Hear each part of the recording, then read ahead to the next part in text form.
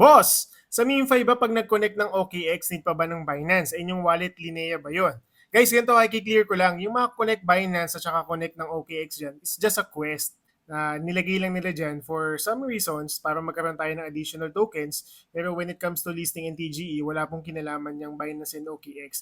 Not unless magiging official partner nila yan. Sabi ko nga guys, habang papalapit na yung listing tsaka TGE niyan, for sure guys, mag-a-announce naman yan ng mga partnership nila sa wallets. Yun nga lang, ang tingin ko dito since meron sariling wallet si MemeFi, baka i-maximize niya talaga tong wallet niya. Then from there, under ETH network, Linea ang gagamitin niya.